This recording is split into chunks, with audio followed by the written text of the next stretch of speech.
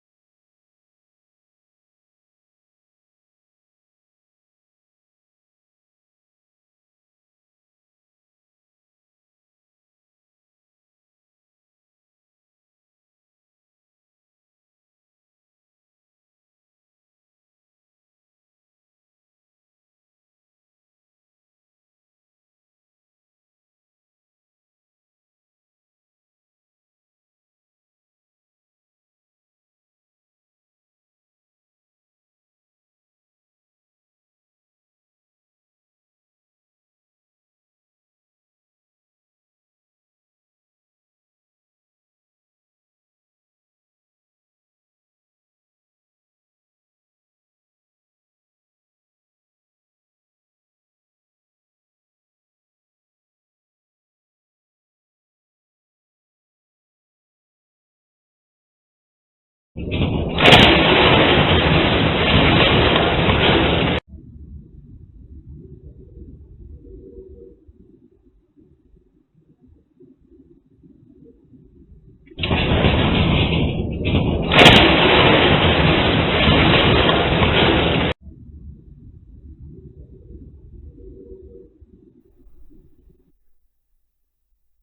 ದೆಹಲಿಯ ಎನ್ಸಿಆರ್ನ ಕೆಲವು ಭಾಗಗಳಲ್ಲಿ ಇಂದು ಮುಂಜಾನೆ 5:36ರ ವೇಳೆಗೆ ಪ್ರಬಲ ಭೂಕಂಪ ಸಂಭವಿಸಿದೆ. ರಿಕ್ಟರ್ ಮಾಪನದಲ್ಲಿ 4.0 ತೀವ್ರತೆ ದಾಖಲಾಗಿದೆ. ಆದ್ರೆ ಯಾವುದೇ ಹಾನಿಯಾದ ಬಗ್ಗೆ ಇದುವರೆಗೂ ಯಾವುದೇ ವಿಚಾರ ತಿಳಿದು ಬಂದಿಲ್ಲ. 5 ಕಿಲೋಮೀಟರ್ ಆಳದಲ್ಲಿ ಭೂಮಿ ಕಂಪಿಸಿದೆ ಅಂತ ರಾಷ್ಟ್ರೀಯ ಭೂಕಂಪ ಶಾಸ್ತ್ರ ಕೇಂದ್ರ ಅಂದ್ರೆ NCS ಇದಕ್ಕೆ ಸಂಬಂಧಪಟ್ಟಂತೆ ಮಾಹಿತಿಯನ್ನ ಕೂಡ ಕೊಟ್ಟಿದೆ. ಇನ್ನು ಉತ್ತರ ಭಾರತದಾದ್ಯಂತ ಭೂಕಂಪನದ ಅನುಭವವಾಗಿದೆ. ಭೂಕಂಪನದ ಕೇಂದ್ರ ಬಿಂದು ದೌಲಾ ಕುವಾನ್ನಲ್ಲಿರುವ ದುರ್ಗಾಬಾಯಿ ದೇಶ್ಮುಖ್ ಮಹಾವಿದ್ಯಾಲಯದ ಬಳಿ ಪತ್ತೆಯಾಗಿದೆ ಅಂತ ಅಧಿಕಾರಿಯೊಬ್ರು ಕೂಡ ತಿಳಿಸಿದ್ದಾರೆ. ಇದಕ್ಕೆ ಸಂಬಂಧಪಟ್ಟಂತೆ ನಾವು CCTV ದೃಶ್ಯಾವಳಿಗಳಲ್ಲಿ ಕೂಡ ನೋಡ್ತಾ ಇದ್ದೀವಿ. ಜೊತೆಗೆ ಈಗಾಗಲೇ ನಾನು ಹೇಳ್ತಾ ಇದ್ದೆ, ಡೆಲ್ಲಿ ರೈಲ್ವೆ ನಿಲ್ದಾಣದಲ್ಲಿ ಟ್ರೈನ್ಗಾಗಿ ವೇಟ್ ಮಾಡ್ತಿದ್ದ ಪ್ರಯಾಣಿಕರು ಕೂಡ ತಮ್ಮ ಅನುಭವವನ್ನ ಹಂಚಿಕೊಂಡಿದ್ದಾರೆ. ರೈಲು ಅಪಘಾತಕ್ಕೀಡಾಗಿದ್ದಂತೆ ಅಥವಾ ಸೇತುವೆ ಕುಸಿದಂತೆ ಭಾಸವಾಯಿತಿತ್ತು. ಹಲವು ಪ್ರಯಾಣಿಕರು ನಿಲ್ದಾಣದಲ್ಲಿರುವ ರೂಮ್ ಒಂದರಲ್ಲಿದ್ರು.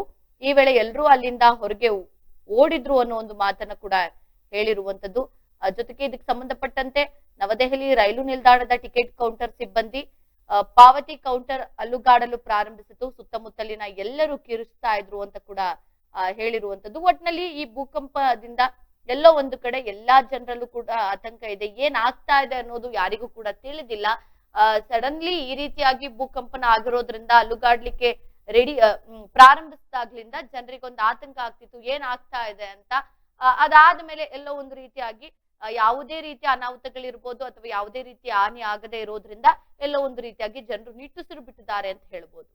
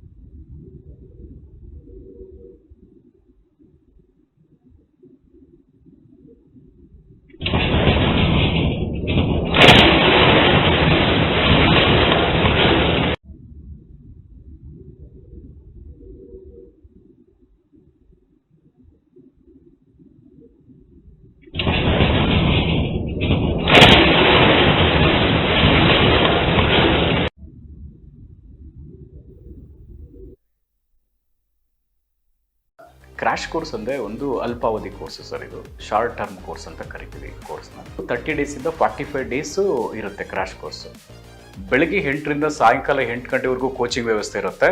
ಪ್ರತಿ ಸಬ್ಜೆಕ್ಟು ಅಂದರೆ ಫಿಸಿಕ್ಸ್, ಕೆಮಿಸ್ಟ್ರಿ, ಬಾಟ್ನಿ, ಝುವಾಲಜಿ ಪ್ರತಿ ಸಬ್ಜೆಕ್ಟು ಕೂಡ 1.5 ಅವರ್ ಟೀಚಿಂಗ್ ಮಾಡ್ತೀವಿ, 90 ಮಿನಿಟ್ಸು. ಮತ್ತು ಡೈಲಿ ಟೆಸ್ಟು ಕೂಡ ನಾವು ಕಂಡಕ್ಟ್ ಮಾಡ್ತೀವಿ ಪ್ರತಿದಿನನೂ. ಎಕ್ಸೆಲ್ ಅಕಾಡೆಮಿಯಿಂದ ನಾವು ಏನು ಮಾಡ್ತೀವಿ, ಕಾನ್ಸೆಪ್ಟ್ ಮಾತ್ರನೇ ಹೇಳ್ಕೊಡ್ತೀವಿ. ನೀಟಿಗೆ ಬರೋ ಕಾನ್ಸೆಪ್ಟು, CETಗೆ ಬರೋ ಕಾನ್ಸೆಪ್ಟೇ ಹೇಳ್ಕೊಡ್ತೀವಿ ಆ 45 ದಿನದಲ್ಲಿ. ಅನ್ವಾಂಟೆಡ್ ಅವ್ರಿಗೆ ಚಾಪ್ಟರ್ಸ್ನ ಅವ್ರಿಗೆ ನಾವು ಓದಿಸಲ್ಲ. ಸೊ ಅದರಿಂದ ಏನಾಗುತ್ತೆ, 45 ದಿನದಲ್ಲಿ ಸಕ್ಸಸ್ ರೇಟು ಜಾಸ್ತಿ ಆಗುತ್ತೆ. ಯಾರು ಸಿಂಗಲ್ ಪೇರೆಂಟ್ಸ್ ಇದ್ದಾರೆ ಅಂಥ ಒಂದು ಮಕ್ಕಳಿಗೆ ನಾವು ಖಂಡಿತ ನಾವು ಫೀಸಲ್ಲಿ ರಿಯಾಯಿತಿ ಇರುತ್ತೆ. ಆ ಒಂದು ಮಕ್ಕಳಿಗೆ ಖಂಡಿತ ನಾವು ಫೀಸಲ್ಲಿ, ಮತ್ತು ಮೆರಿಟೋರಿಯಸ್ ಮಕ್ಕಳಿಗೆ ನಾವು ಫೀಸಲ್ಲಿ ರಿಯಾಯಿತಿ ಕೊಡ್ತೀವಿ. ನಿಮ್ಮ ತಂದೆ ತಾಯಿ ಏನು ಆಸೆ ಇಟ್ಕೊಂಡಿರ್ತಾರೋ ಆ ಆಸೆ ಪ್ರಕಾರ ನೀವು ಕೂಡ ಕೈ ಜೋಡಿಸ್ಬೇಕಾಗುತ್ತೆ. ನಾವು ಕೂಡ ನಮ್ಮ ಫ್ಯಾಕಲ್ಟೀಸಿಂದ, ನಮ್ಮ ಕಡೆಯಿಂದ ಒಳ್ಳೆ ಒಂದು ಕೋಚಿಂಗ್ ಕೊಟ್ಟು ನಾವು ಒಳ್ಳೆ ರ್ಯಾಂಕ್ ತೆಗ್ಸೋಕ್ಕೆ ನಾವು ಕೂಡ ನಿಮ್ಮ ಜೊತೆ ನಾವು ಇರ್ತೀವಿ.